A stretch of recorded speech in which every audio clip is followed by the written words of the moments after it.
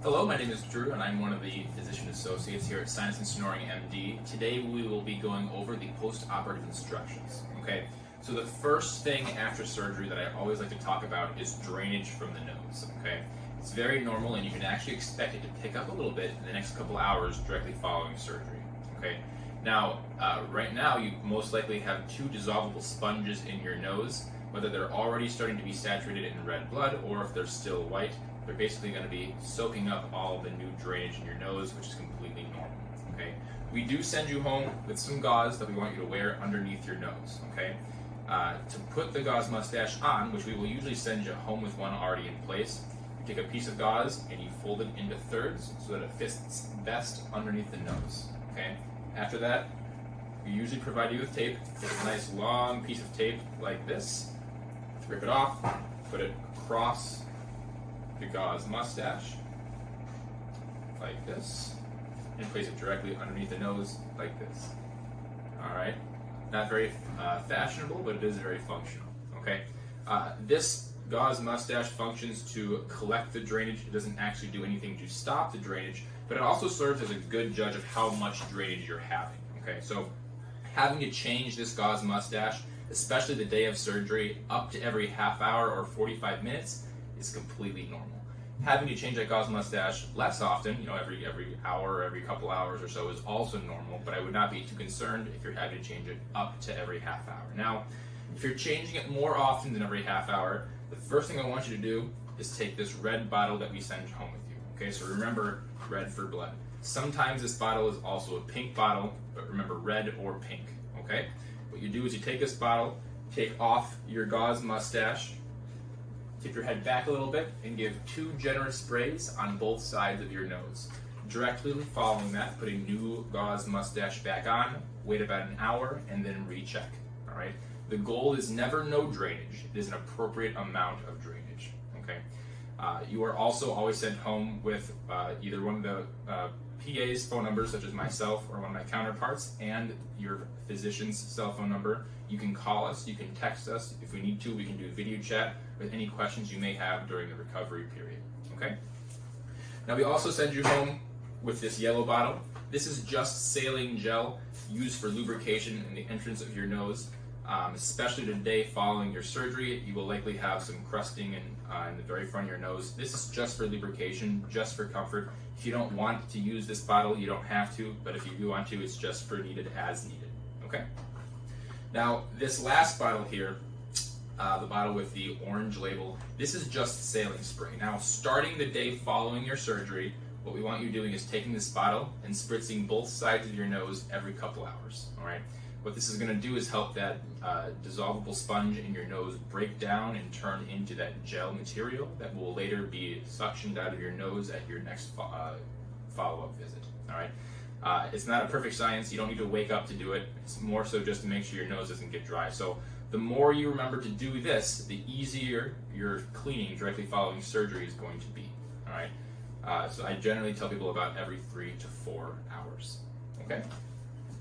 We will send you home with tape that will be provided for you. Other than that, in general, there is just a light activity restriction for about a week and a half to 2 weeks following your surgery. That basically means no running, jumping, or weightlifting. Try to avoid things that require you to bend down. Kind of a 20-pound weight restriction, so try to avoid carrying slightly heavy children or animals or gardening and things like that. Okay. When you sleep, the day of surgery and the next couple of nights after surgery, we prefer that you sleep with a little bit of an elevation to the head of your bed. So whether you can use a couple extra pillows behind your head, otherwise a recliner works great too. Okay. In terms of diet, if we do not have any surgery performed to your throat, the restrictions are very minimal. We do recommend in any situation that you do avoid having dairy products, as it can cause some additional congestion in your nose. Otherwise, after surgery, if you're feeling up to it, you're welcome to eat basically whatever you'd like. We do want you to avoid spicy and greasy foods, as we don't want to irritate your stomach and potentially induce some nausea type symptoms.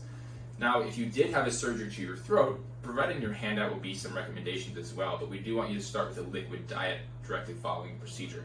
That includes things like, Jell-O, popsicles. You can have some ice cream essentially. While that does have dairy, it's usually not too much of a big deal. But other than that, you then progress as you feel comfortable with soft foods, but still avoid things that potentially cut or scratch your throat, like potato chips or tortilla chips and things like that. Okay. Regardless, you might still have a sore throat, even if you didn't have a surgery to your throat, because of the airway device that we have in your throat. If you do, that should last about 24 to 48 hours, and you can use some Cephalol drops or warm tea with honey and things like that just to soothe your throat. All right. In terms of blood thinning medications, we ask that you avoid aspirin, fish oil, and vitamins for the next 7 days following your surgery. If you don't currently take them, just don't start taking them. Any specific questions regarding that, you can give us a call and let us know. And then because you have that dissolvable sponge in your nose, it's very important that if you have the urge to sneeze this weekend, you can either A, try to avoid it, that's best. Otherwise, if you can't, it's okay. It's just very important that you sneeze with your mouth open. That way the pressure comes out of your mouth and not through your nose. And obviously, no blowing your nose. Additionally, we likely provided you with antibiotics and steroids either prior to your surgery or on the day of your surgery. The antibiotic we want you to start today, and the steroid we want you to start tomorrow as written. This is also provided on the discharge information we provide you.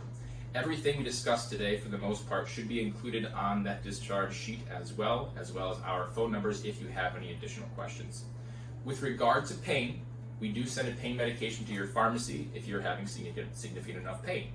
Now, the medication we send is generally Norco. It is an opioid and a Tylenol in one. If you need it, it is there for you.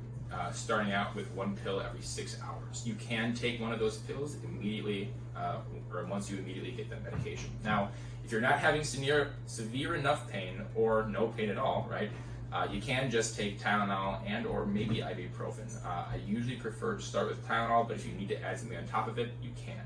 If you are taking the Norco does have Tylenol in it, so we don't want you taking Tylenol and Norco at the same time, but you can add on ibuprofen if you need to. For more information, feel free to visit sinusandsnoringmd.com or give us a call and schedule an appointment.